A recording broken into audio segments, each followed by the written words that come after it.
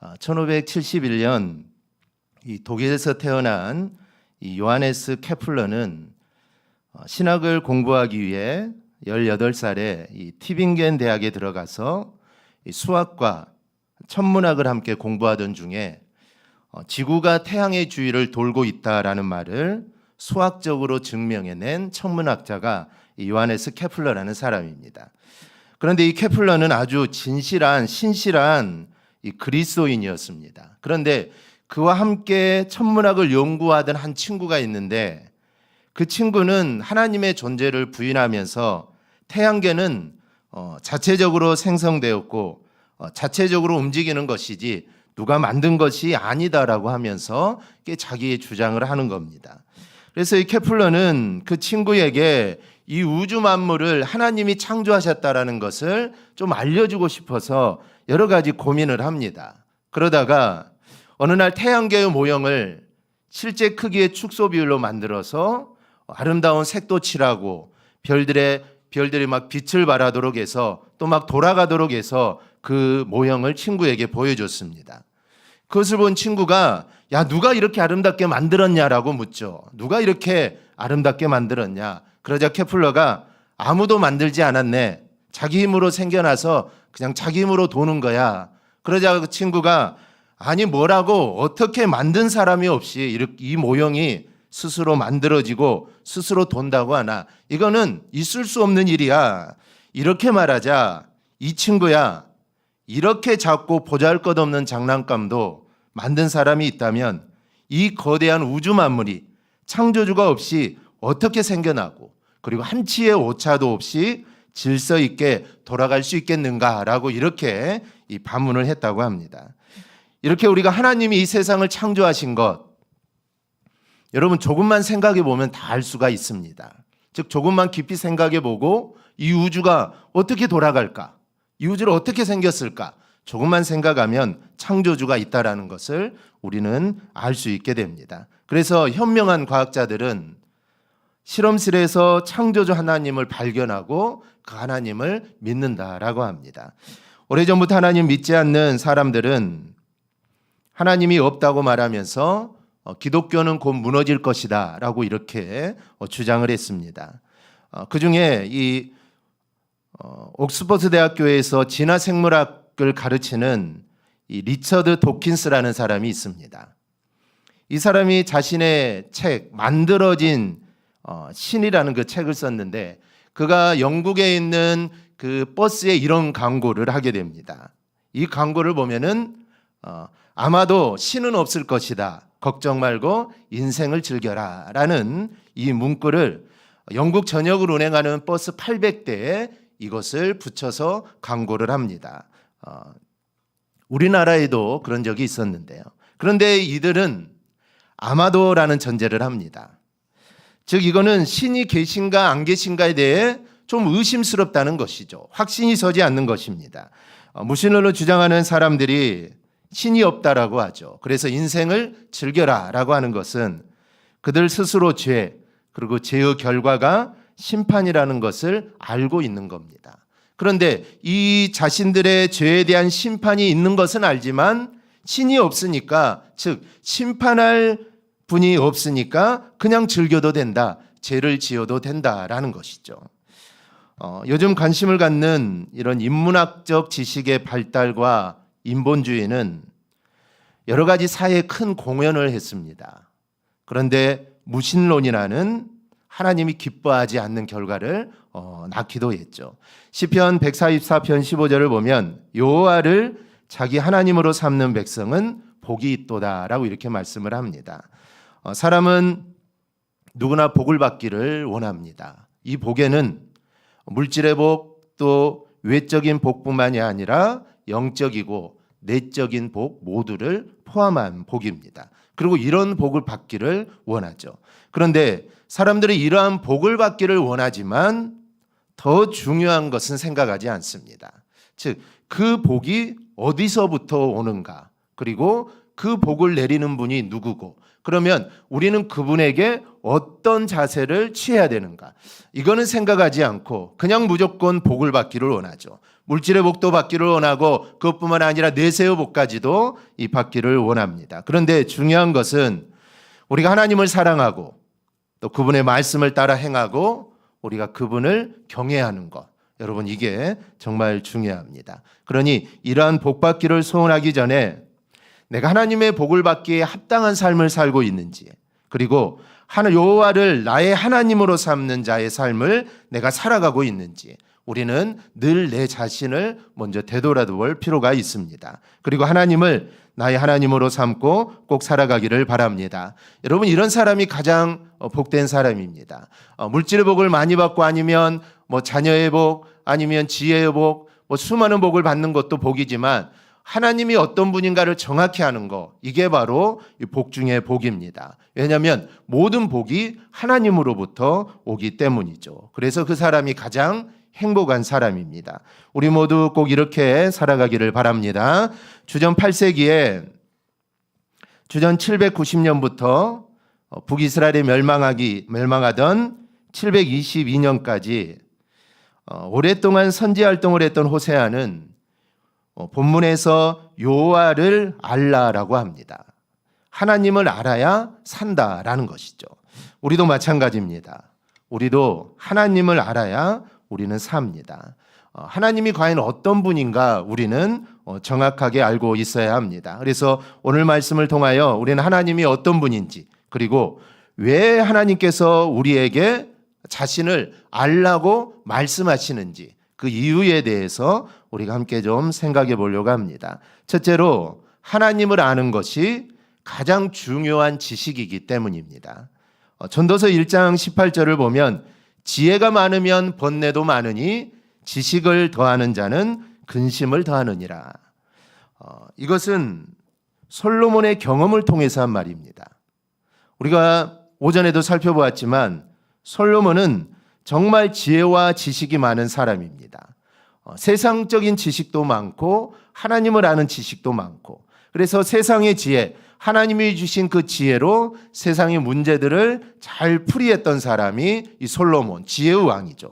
그런데 그런 솔로몬이 지혜가 많으면 번뇌도 많으니 지식을 더하는 자는 근심을 더한다라고 고백을 합니다. 자신이 아는 많은 지혜와 지식이 자신을 더욱 힘들게 한다라는 것이죠. 지혜가 많고 지식이 많으면 솔로몬은 편할 줄 알았습니다. 그런데 그게 아니었다는 것이죠. 오히려 그 세상적인 지혜와 지식이 자기를 힘들게 했고, 그런 것은 바로 세상적인 지혜와 지식이 없어도 사는 데는 아무런 지장이 없다라는 그런 말이기도 합니다. 그런데 호세아 4장 6절에서 하나님을 아는 지식은 그게 아니다라고 하죠. 내 백성이 지식이 없으므로 망하는도다. 솔로몬이 경험한 대로 세상에 지식과 지혜가 없다고 해서 여러분 망하는 건 아닙니다. 하지만 호세아 선지자가 말하는 것처럼 하나님을 아는 지식이 없으면 여러분 그 사람은 망하는 사람입니다. 그러니 우리는 하나님을 알아야 한다라는 것이죠. 요한복음 8장 32절은 진리를 알지니 진리가 너희를 자유롭게 하리라고 합니다. 즉 하나님을 알면, 하나님을 아는 지식이 바로 저와 여러분을 자유롭게 합니다. 물론 이 자유는 세상에서 아무런 거리낌 없이 그냥 내 마음대로 사는 자유가 아닙니다. 이 자유는 죄와 죽음에서부터의 자유죠. 그래서 우리가 하나님을 알면 우리는 죄와 죽음으로부터 자유함을 누린다는 겁니다. 요한복음 14장 17절은 그는 진리의 영이라 세상은 능히 그를 받지 못하나니 이는 그를 보지도 못하고 알지도 못함이라. 그러나 너희는 그를 아나니 그는 너희와 함께 거하시며 또 너희 속에 계시겠음이라. 그는 진리의 영이라고 합니다. 그는 성령 하나님을 의미합니다. 즉 성령 하나님이 나와 함께 하신다는 거고 내 속에 계신다는 거고, 그 성령께서 우리 안에 오셔서 우리가 무엇을 해야 할지, 그리고 내가 어떻게 살아야 할지, 그리고 내가 어떤 선택을 해야 할지를 그 성령 하나님이 우리에게 알게 하십니다. 그러니 하나님을 아는 지식이 여러분 얼마나 중요합니까? 우리는 세상적인 지식을 쌓으려고 예를 씁니다. 물론 세상적인 지혜도 필요하죠. 하지만 세상적인 지식을 쌓으려고 예 쓰는 만큼 우리는 하나님도 알아가야 한다는 겁니다. 하나님에 대한 지식이 세상의 지식보다 더 중요합니다. 왜냐하면 세상의 지식은 먹고 사는 문제가 달려 있지만 하나님을 아는 지식은 죽고 사는 문제고 복과 저주를 결정하고 내 인생의 미래를 결정하는 그것이 담겨 있기 때문에 하나님을 아는 지식이 여러분 가장 중요합니다. 그러므로 우리 모두 이 하나님을 아는 지식을 더욱더 쌓아가기를 바랍니다. 둘째로 하나님을 안다는 것은 경험으로 아는 것을 의미합니다. 우리가 일반적으로 누구를 안다거나 또 무엇을 안다고 할 때 보통 네 가지의 단계가 있습니다. 첫째는 정보의 단계로 듣고 아는 겁니다. 상대방에 대해서 듣고 알죠. 이 사람이 누군가 듣고는 알지만 그는 머리로만, 지식으로만 아는 겁니다. 둘째는 관심의 단계인데요. 상대방이 한 말이나 행동에 대해서 마음에 들어와 작은 파동을 일으키는 겁니다. 셋째는 깊은 배려의 단계입니다. 이는 상대방을 먼저 생각하는 것이죠. 그리고 마지막이 순종의 단계입니다. 순종은 상대방을 배려하는 것을 넘어서 그에게 내가 온전히 속하는 존재가 되는 것이죠. 이제 상대와 내가 하나가 되는 단계입니다. 이럴 때 내가 누군가를 안다라는 것이 완성이 되는 것이죠. 신앙이라는 것은 하나님을 아는 것에서부터 신앙은 시작이 됩니다. 본문 3절에 보면 우리가 여호와를 알자, 힘써 여호와를 알자라고 말을 하는데 여기서 알다라의 히브리어는 한번 따라해 볼까요? 야다라는 단어입니다. 그런데 이 야다는 지식으로 아는 것을 넘어서 전인격적으로 알고 체험적으로 아는 것을 의미하죠. 내가 하나님을 안다는 것은 지식으로 아는 게 아닙니다. 성경을 많이 읽고 성경을 외우고 해서 아는 하나님이 아니죠. 하나님은 스스로 있는 분이다. 아브라함의 하나님, 이삭의 하나님, 야곱의 하나님, 이렇게 머리로 지식으로만 안 하는 것이 아니라 머리로 지식으로 알았던 그 하나님이 이제 나에게 전인격적으로 다가오고 그리고 내가 그 하나님을 경험함으로써 아는 것, 이게 바로 오늘 호세아가 말하는 여호와를 알자라는 것이죠. 머리로 알자라가 아니라 우리의 삶의 경험을 통하여 우리에게 역사하시는 그 하나님을 알자라는 겁니다. 우리는 하나님을 피상적으로 지식적으로 알아서는 안 됩니다. 야고보서 2장 19절을 보면 내가 하나님은 한 분이신 줄을 믿느냐 잘하는도다. 귀신들도 믿고 떠느니라. 하나님이 계시는 것은 귀신도 압니다. 귀신도 안다는 것이죠.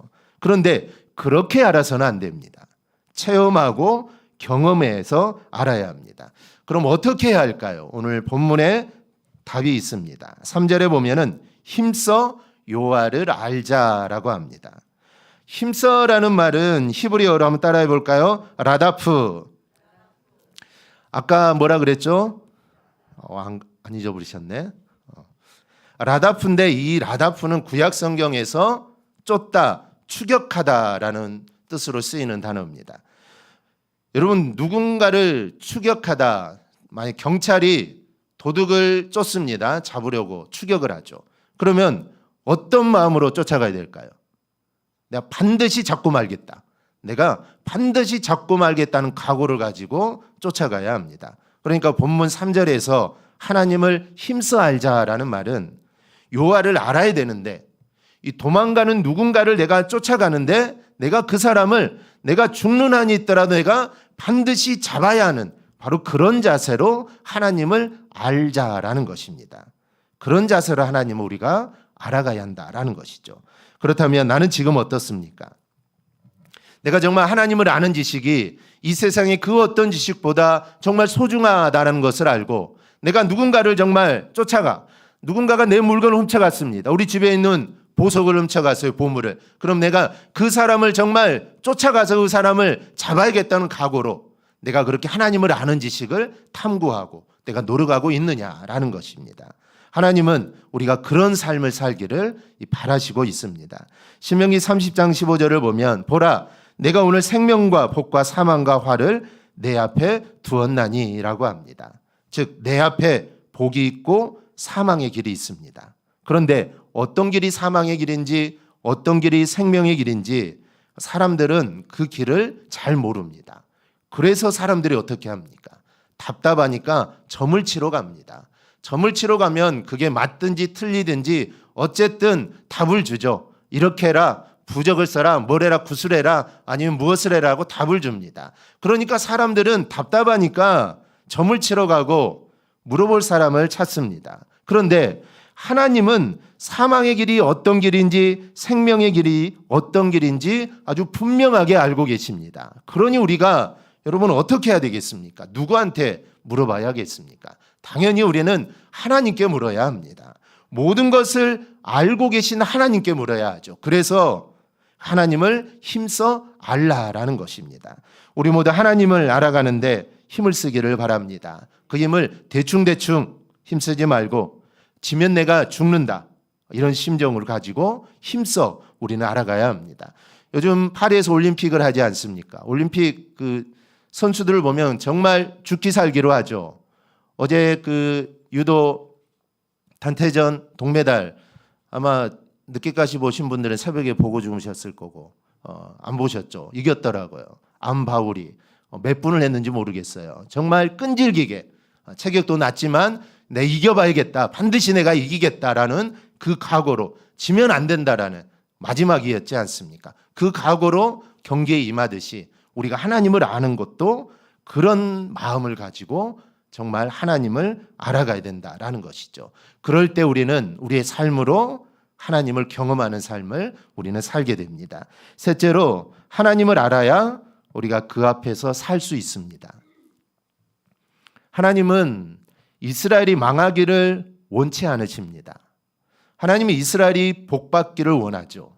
그래서 그들을 징계하시는 이유가 거기에 있습니다. 그들을 징계함으로 그들이 돌아오기를 바라고 계시죠. 그리고 돌아오면 그들을 회복시키고 내가 복을 주겠다라는 것이죠. 그런데 왜 안 돌아올까요? 하나님이 그렇게 수많은 선지자를 통하여서 돌아와라 회개하라고 했는데 그들은 안 돌아옵니다. 그 이유는 하나님이 어떤 분인지, 하나님이 어떤 마음을 가지고 계신 분인지 몰랐기 때문입니다. 즉 우리는 벌을 받아서 이제 망하게 되었다. 우리는 끝났다라는 것이죠.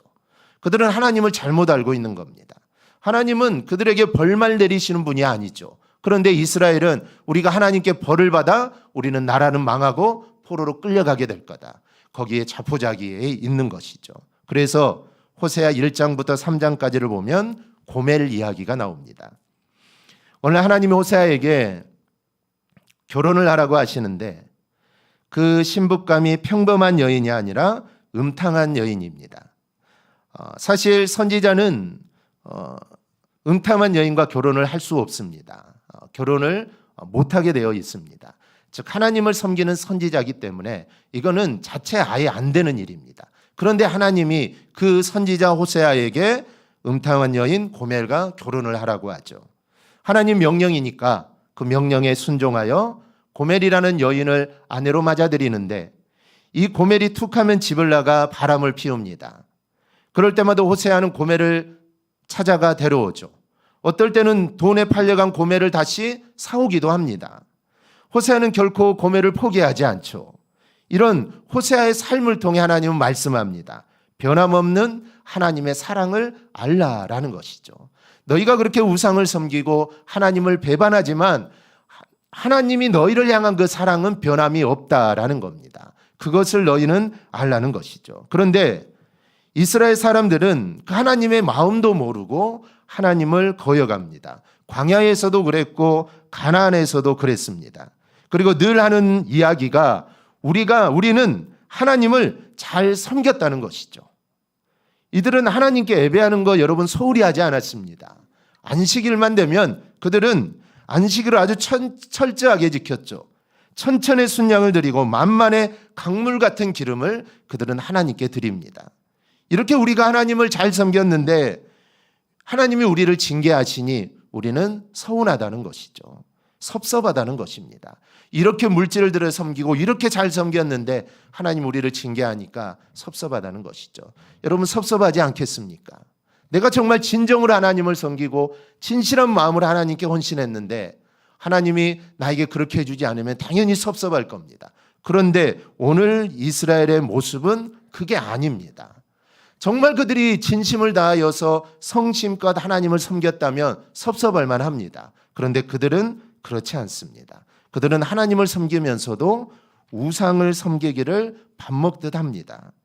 하나님을 섬기기는 했지만 그의 섬김이 형식이었던 것이죠.